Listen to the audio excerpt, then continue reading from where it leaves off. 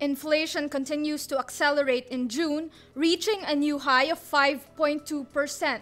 The Philippine Statistics Authority or PSA reports Thursday, June inflation is 0.6 percentage points higher than in May, which was at 4.6%. The latest figure exceeds both government and market expectations. The last time inflation hit 5.2% was in October 2011. It was brought about by the rise of food and non-alcoholic beverages at 6.1%, housing, water, electricity, gas, and other fuels rise by 4.6%, and transport prices increased by 7.1%. Really high price increases are also seen in alcoholic beverages and tobacco at 20.8%. Higher annual markups are also seen in the prices of rice at 4.7%, corn at 14.1%, meat at 5%, and vegetables at 8.6%. It is worse in the National Capital Region, where year-on-year inflation accelerated by 5.8% in June 2018. But the highest annual rate of 7.7% was observed in the Autonomous Region in Muslim Mindanao or ARMM from 6% in May. Most government economists were off in their predictions by a wide margin. The Development Budget Coordination Committee had just revised the 2018 average inflation outlook to between 4% and 4.5% Wednesday. The Finance Department's forecast was at 4.9%. Bangko Sentral ng Pilipinas economists projected June inflation to settle between 4.3% and 5.1%. The government aims to keep inflation within 2% to 4% from 2018 to 2022. Senator Bam Aquino on Thursday reiterates his call for the suspension of higher excise taxes under the tax reform law. The DOF previously reported the inflationary effects of the train law were minimal, or only 0.4 percentage points of the 4.6% inflation in May. The latest inflation figure is announced the same day a 1 peso jeepney fare hike is supposed to take effect. Police on Thursday confirmed the gunman who shot Tanauan Mayor Antonio Halili hid in a grassy area across the new City Hall in Tanauan. A reenactment Thursday confirms the gunman was 76.8 meters from his target, correcting an initial report he was 160 meters away. This means the gunman was not only closer to his target, he was also positioned at a higher level.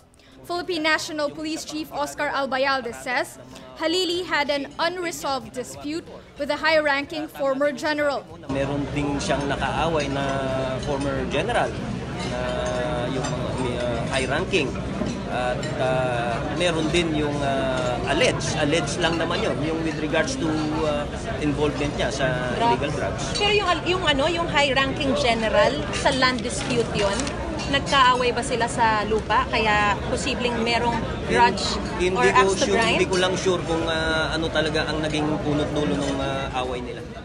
President Rodrigo Duterte earlier said he suspects the killing is drug-related.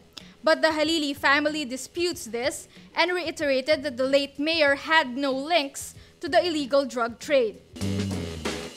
Philippine National Police Chief Oscar Albayalde says he relieved 4 cops in a video showing them strip-searching drug suspects. The video, given to ABS-CBN News, shows 4 cops chuckling as they strip-searched drug suspects at a Makati City Police Station in March 2017.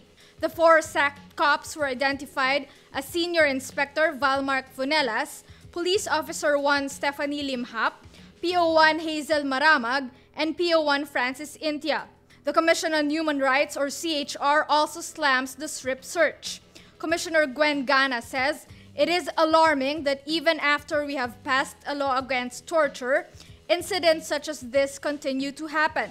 Republic Act No. 9745 or the Anti-Torture Act penalizes mental and psychological torture committed against a person by a state agent or authority.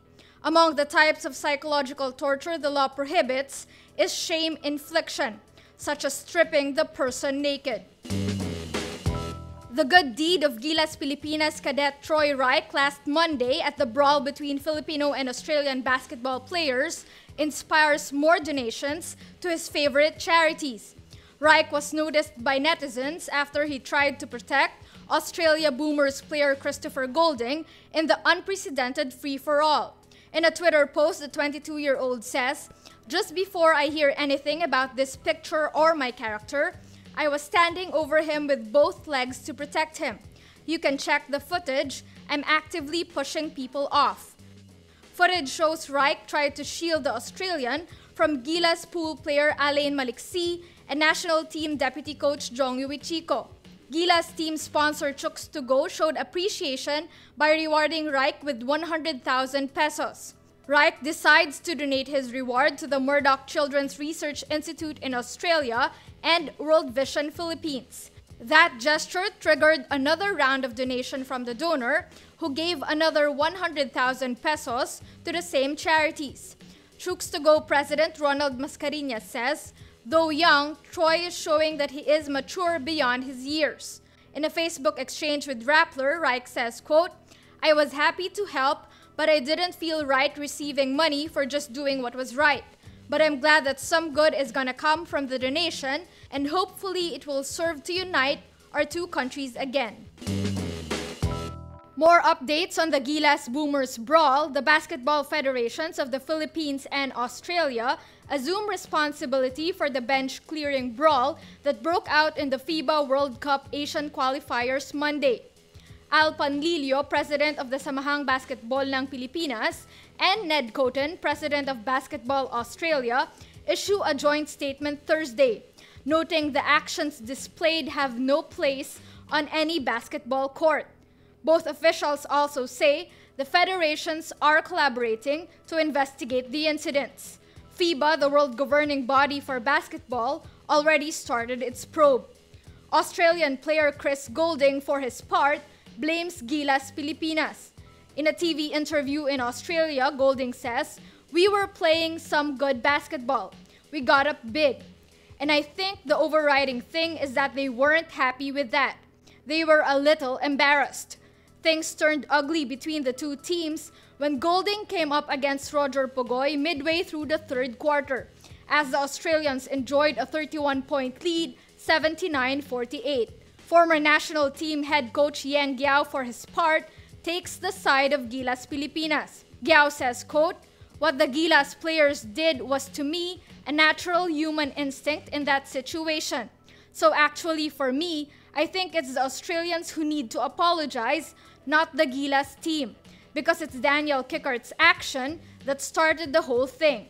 Player Junmar Fajardo displayed the highest level of restraint when he held back from the brawl, but that, he said, was largely thanks to his mother, who was in the audience.